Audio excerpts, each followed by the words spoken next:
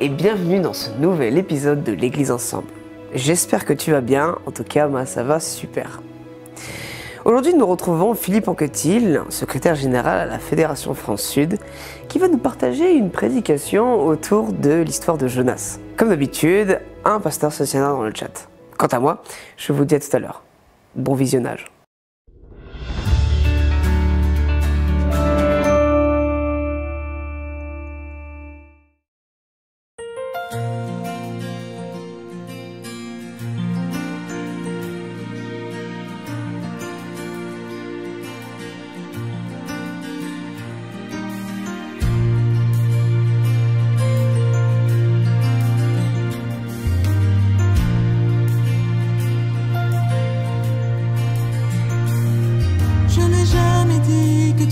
Comblé d'or et d'argent. Je n'ai jamais dit que tu échapperais aux tempêtes et au vent, mais j'ai promis que dans ce monde tu ne marcherais jamais seul. Oh, oh, oh.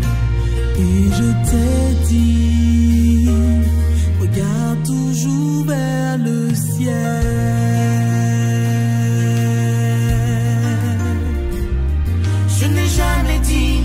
N'aurais pas à affronter la peur, ni que tu ne connaîtrais jamais la solitude, le malheur. Mais je t'ai dit, je serai toujours avec toi. Oh, oh, oh. Et je t'ai promis ma force dans les combats.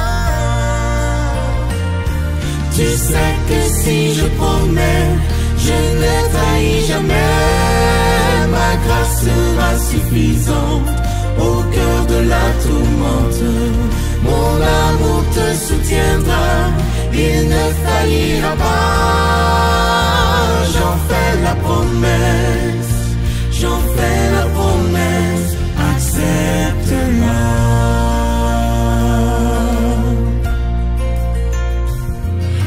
Jamais dit que tes amis ne te décevraient pas, ni que les gens que tu côtoies ne se moqueraient pas de toi. Moi je te rappelle combien on m'a méprisé.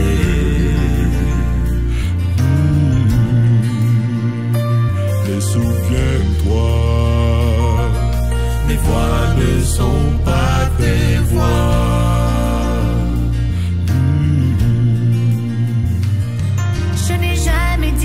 Qu'aucune souffrance n'affligerait ton corps, ni que te seraient épargnés les affres de la mort. Et je t'ai dit dès aujourd'hui, je te prépare une place. Oh, oh, oh, dans le pays où toutes les larmes s'effacent. Je reviendrai te chercher, te prendre à mes côtés. Dans le royaume de la grâce, tu me verras face à face.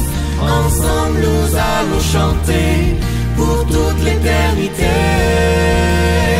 J'en fais la promesse, j'en fais la promesse. Accepte-la, accepte-la.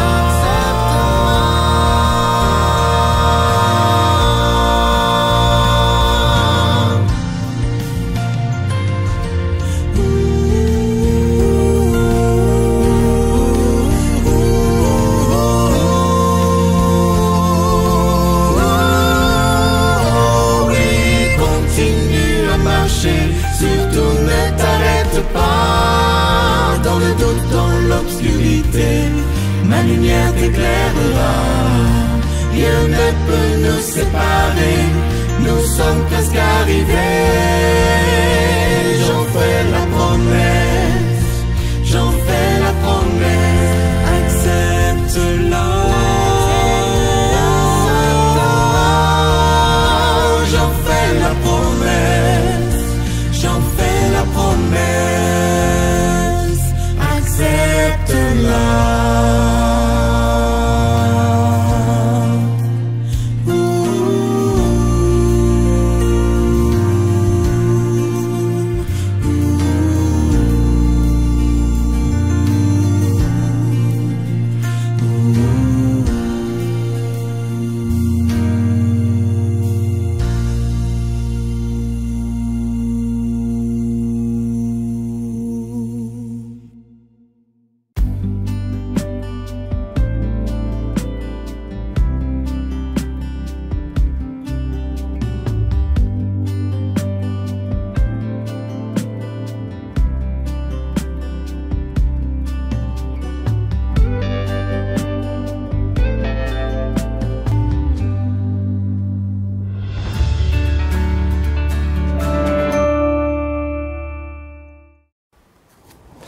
Bonjour à chacun.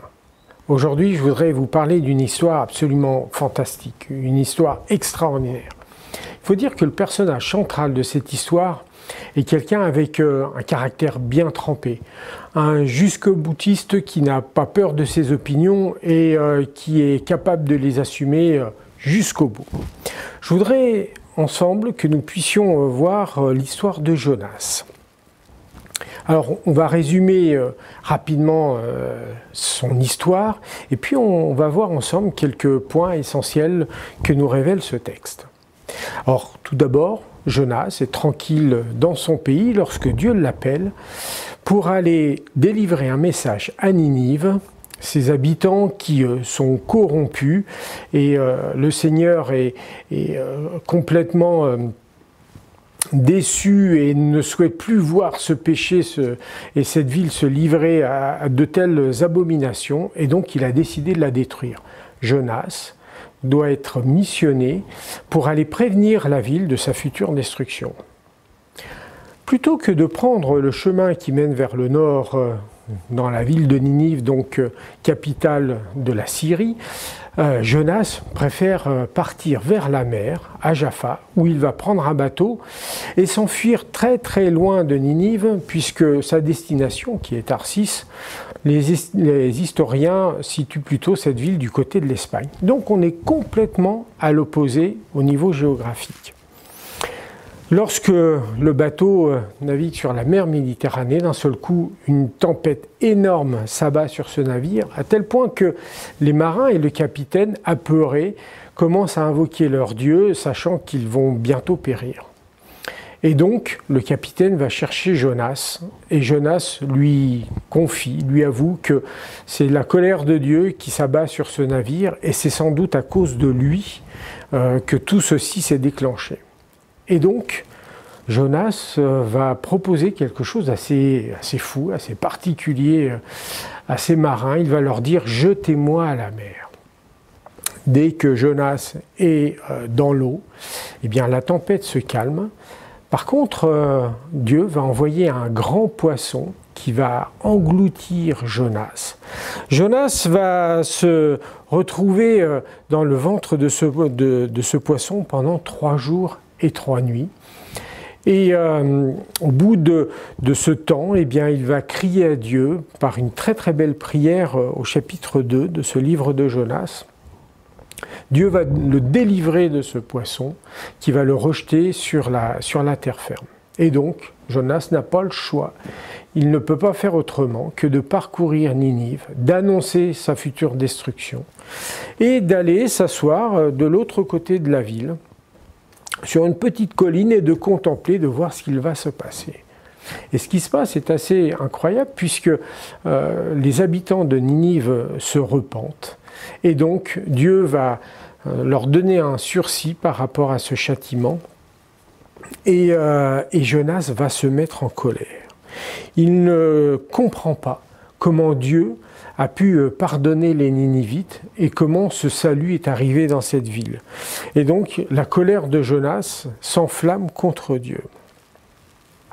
À tel point que Jonas, à l'ombre de ce petit arbuste, un ricin qui a poussé et qui voulait contempler justement la destruction de Ninive, eh bien, va demander la mort là, parce que ce ricin qui s'est desséché, désormais le soleil s'abat sur la tête de Jonas. Il a une profonde amertume, mais aussi une profonde colère, et donc il demande la mort pour ne plus assister à cette repentance des Ninivites. Et alors le livre se termine un peu bizarrement, puisque dans les derniers versets, Dieu va s'expliquer à Jonas. Quelque part, Dieu va justifier son comportement auprès de Jonas, et puis ça s'arrête là. On ne sait pas ce que devient Jonas, on ne sait rien de la suite. Et si vous me permettez un petit trait d'humour, ce livre se termine un peu en queue de poisson. Alors on va reprendre quelques éléments qui finalement nous interpellent à travers ce texte. Tout d'abord, les mouvements.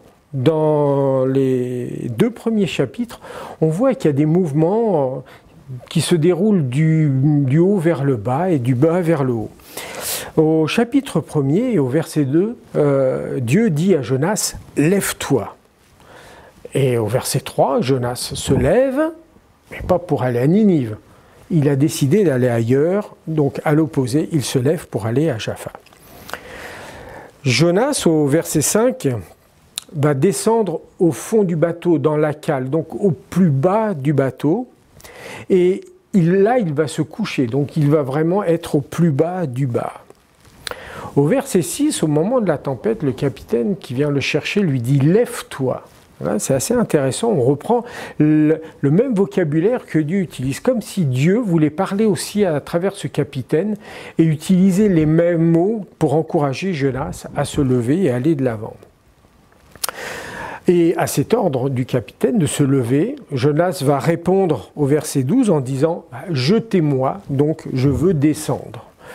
Et donc jetez-moi dans la mer. Au verset 15, les marins jettent Jonas dans la mer. Donc Jonas va vers ce mouvement de descente. Il est au chapitre 2 englouti par le poisson, donc il descend encore plus bas dans les abîmes des eaux. Et puis au verset 11, il y a cette remontée où le poisson rejette Jonas sur la terre ferme. Et là, au début du chapitre 3, Dieu va dire à Jonas, « Lève-toi et va à Ninive ». Et la dernière position de Jonas, au chapitre 4 et au verset 5, ça va être de dire, eh bien, finalement, j'ai fait ce que j'avais à faire, maintenant je peux m'asseoir. Et Jonas s'assoit pour contempler. Donc une position intermédiaire où on a fini entre les hauts et les bas, les descentes et les montées, et Jonas s'assoit. Finalement, ça ressemble un petit peu à nos vies, hein. C'est haut, c'est bas, avec des fois des très très bas, et puis parfois avec aussi des points culminants. Et à travers en tout cas ces mouvements de Jonas, on peut se retrouver dans nos vies avec des moments où c'est plutôt positif, où la relation avec Dieu marche bien, et on est heureux et on est épanoui dans sa vie, et puis avec des coups de moins bien, des petits coups de mou qui nous attirent et qui nous entraînent vers le bas. Ensuite, après ces notions de mouvement, on va voir d'autres notions qui sont des notions de positionnement, où Jonas va avoir un rapport particulier, un rapport aux autres, un rapport à Dieu, et un rapport aussi assez particulier à la vie et à la mort. On voit que Jonas n'accepte pas le projet de salut de Dieu, le projet de vie de Dieu n'intéresse pas Jonas, en tout cas pas pour les autres. Il rejette ce projet de vie et lui préfère quelque part une sorte de projet de mort, puisque lorsqu'il dit à ses marins « jetez-moi à la mer », l'issue, elle est inévitable, elle est déjà dessinée d'avance, et Jonas préfère la mort au projet de vie que Dieu proposait. Et 3 fois dans le livre, il va y avoir ces situations où Jonas choisit délibérément la mort plutôt que la vie. Donc là, il demande à ce qu'on le jette dans la mer. Et puis, au chapitre 4, là vraiment il se met en colère contre Dieu quand il voit la repentance des Ninivites. Il va dire « Je préfère mourir plutôt que de voir ça ». Et à la fin de ce chapitre 4, lorsque Dieu est en discussion avec Jonas, Dieu va dire à Jonas « Est-ce que tu fais bien de te fâcher ainsi ?» Et Jonas dit « Oui, je fais bien de me fâcher et de me fâcher jusqu'à la mort. » Et donc la colère de Jonas, il est prêt à l'assumer jusqu'à son dernier souffle. Donc un rapport particulier à sa vision de la vie et donc du coup à sa relation avec la mort. Son positionnement aussi par rapport à Dieu est assez étrange, surtout lorsque l'on parle d'un prophète. Donc un prophète, quelqu'un qui parle de la part de Dieu, quelqu'un qui est un ami de Dieu, qui va être son porte-parole et donc celui qui va être un leader spirituel pour le peuple. Et c'est assez étonnant de voir un Jonas qui, de manière complètement délibérée, refuse la mission que Dieu lui confie. Et puis, lorsqu'il est dans le ventre de ce poisson, Jonas va quand même attendre 3 jours avant de lancer cette merveilleuse prière vers Dieu, du fond de l'abîme, où quelque part je suis au fond du trou, je n'en peux plus, je n'ai plus d'autre solution, Seigneur, que de me tourner vers toi. Mais quand même, 3 jours dans des conditions pareilles. Et puis, Ninive est une ville quand même assez grande, 120 000 habitants. Il faut 3 jours pour la parcourir. Et qu'est-ce qu'on voit? Un Jonas qui fait le strict minimum, 1 journée de marche. Il traverse la ville de part en part, et puis tant mieux pour ceux qui ont pu l'écouter, tant pis pour les autres. Lui, il a fait le minimum du travail. Toujours dans ce rapport avec Dieu, donc quelque part, hein, il bâcle la mission que Dieu lui a donnée. Toujours donc dans ce rapport au chapitre 4, et là c'est évident, Jonas se met en colère contre Dieu, il se met en colère contre la bonté de Dieu. Seigneur, je savais que tu étais un Dieu trop bon. Et ça me gêne. Et donc Jonas regrette profondément cette compassion, cette miséricorde de Dieu. Et on l'a vu au verset 9 du chapitre 4, la colère de Jonas est justifiée contre Dieu. Il dit, moi j'ai tout à fait raison d'être en colère contre toi, parce que ce que tu fais, Jonas estime que finalement Dieu n'est pas juste. Et il préfère la mort plutôt que le salut de ceux pour qui il était venu. Et puis il y a ce rapport aux autres aussi qui est assez particulier.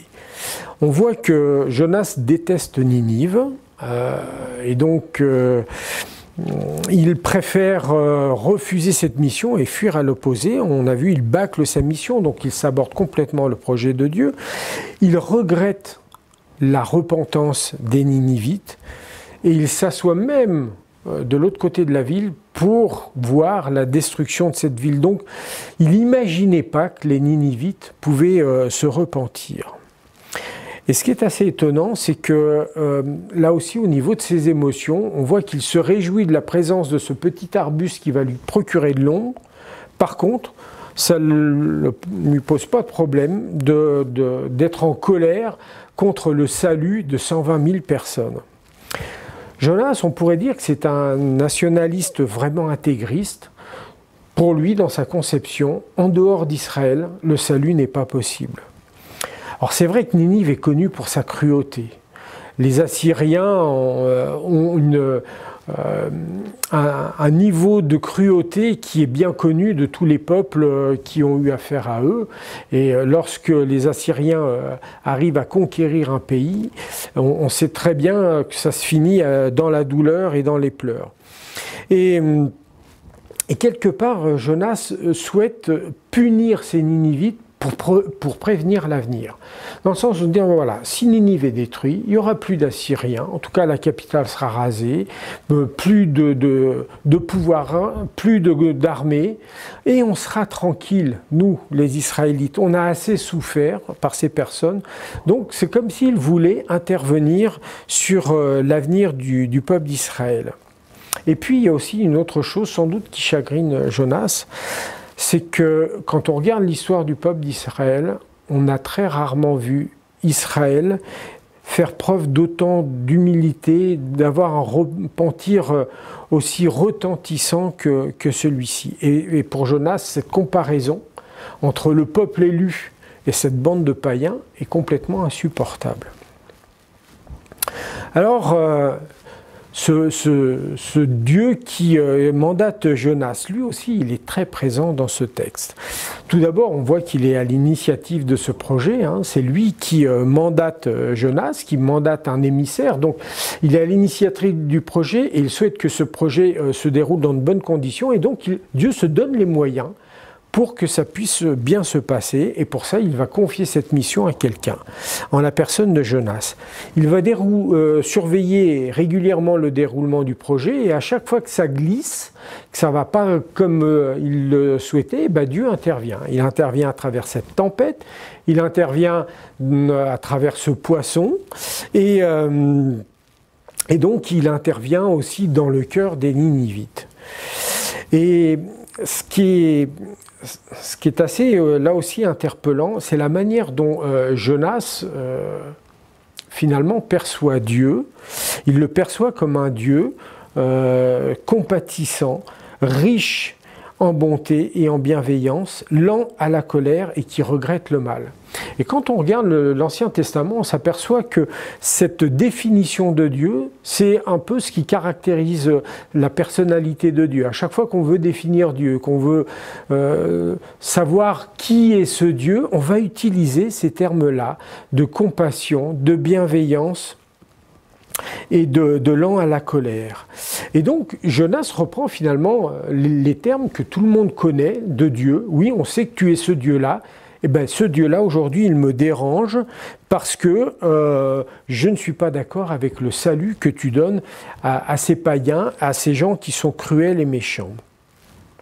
Et alors, Dieu est en train de donner un message puissant à Jonas et sans doute aussi à toutes les contrées avoisinantes, puisque la Syrie n'est pas très très loin d'Israël, c'est que Dieu et le salut que Dieu offre n'est pas une exclusivité réservée aux Juifs.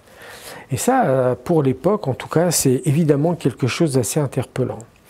Et autre chose qui est souligné dans le texte et qu'on voit nulle part ailleurs, c'est que le deuil qui est proclamé dans Ninive suite à cette annonce de la future destruction donnée par Dieu, eh bien ce deuil-là va être proclamé par le roi, mais sur l'ensemble de la population, et on va même demander à ce qu'on couvre les animaux, donc tout le bétail, de sacs et de cendres.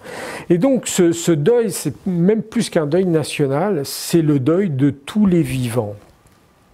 Et ça, c'est assez interpellant, assez extraordinaire. Alors, quelle conclusion nous pourrions tirer de cette lecture et puis de ces quelques éléments que nous venons de partager ensemble? Tout d'abord, c'est que parfois il est assez difficile de se décentrer de soi, surtout dans des événements qui sont parfois un peu tragiques, et là, dans des contextes, on va dire, un peu apocalyptiques, où notre vie est menacée, notre vie est en danger, on a tendance à avoir un peu le sauve-qui-peut, chacun pour sa peau.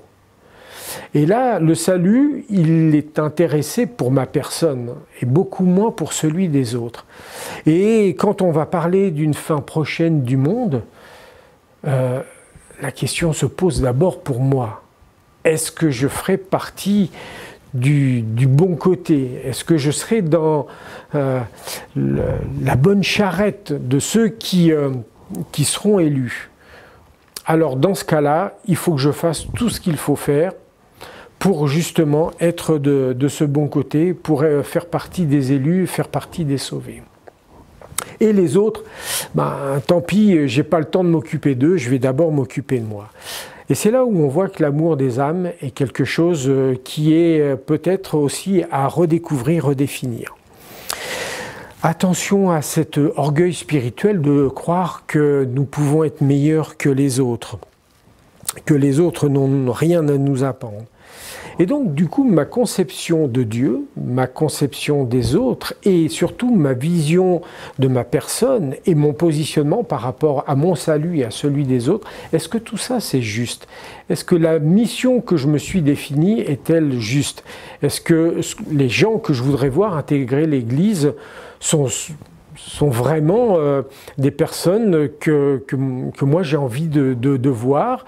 Et est-ce que parfois, on peut être surpris et se dire, ben non, un tel ou un tel, j'ai pas vraiment envie de les voir dans mon église parce que ça va me déranger. Et donc, du coup, en tout cas, à travers ce texte, on voit que certaines missions de Dieu impliquent des deuils, impliquent à revoir un petit peu notre copie, à revoir notre façon d'être et notre façon de faire, et donc à se remettre aussi en question. Voilà ce que je voulais partager avec vous, et c'est ma prière pour vous et pour moi ce matin, c'est que nous puissions être sensibles à ce que l'Esprit veut mettre dans nos cœurs, et s'il faut revoir un certain nombre de choses, s'il faut que je me remette à la disposition du Seigneur pour réorienter ma mission, que le Seigneur puisse le faire en toute tranquillité parce que je lui laisse l'espace pour le faire. Amen. Merci au pasteur Philippe Anquetil pour cette histoire. Si vous le souhaitez, vous pouvez donner vos offrandes en cliquant dans le lien qui se trouve dans la description. Je vous dis bon sabbat et à la semaine prochaine.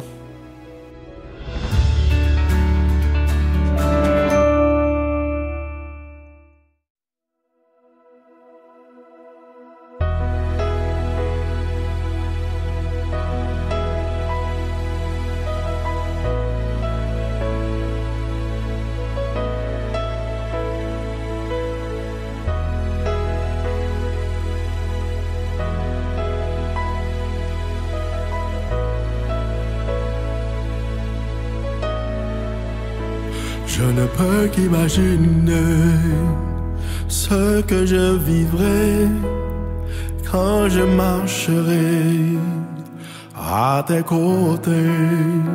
Je ne peux qu'imaginer ce que je verrai quand devant ta face je me tiendrai. Je ne peux qu'imaginer.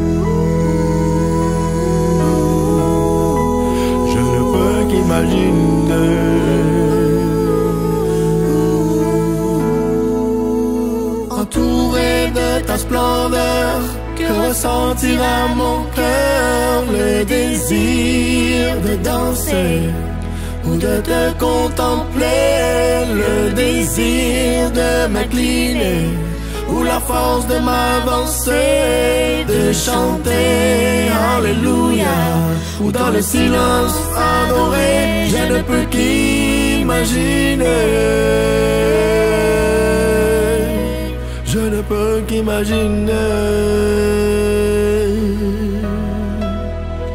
Je ne peux qu'imaginer quand viendra ce jour où je me tiendrai revêtu du Christ.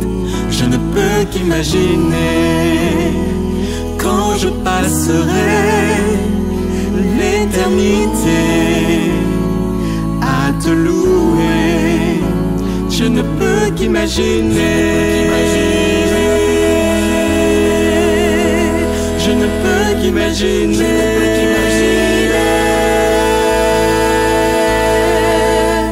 Entouré de ta splendeur, que ressentira mon cœur le désir de danser ou de te contempler, le désir de m'incliner ou la force de m'avancer, de chanter Alléluia, dans le silence adorer. Je ne peux qu'imaginer.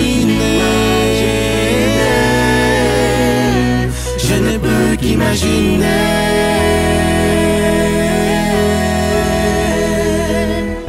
Entouré de ta splendeur, que ressentira mon cœur le désir de danser ou de te contempler, le désir de m'incliner ou la force de m'avancer, de chanter Alléluia, ou dans le silence adorer. Je ne peux qu'imaginer. Je ne peux qu'imaginer. Je ne peux qu'imaginer. Je ne peux qu'imaginer. Je ne peux qu'imaginer quand je passerai l'éternité à te louer. Je ne peux qu'imaginer. Je ne peux qu'imaginer. Je ne peux qu'imaginer. Je ne peux qu'imaginer.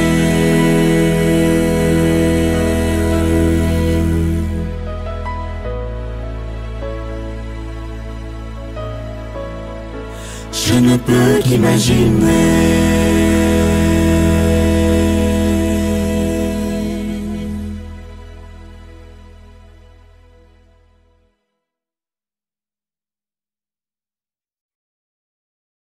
Entouré de ta splendeur, que ressentira mon cœur le désir de danser ou de te contempler, le désir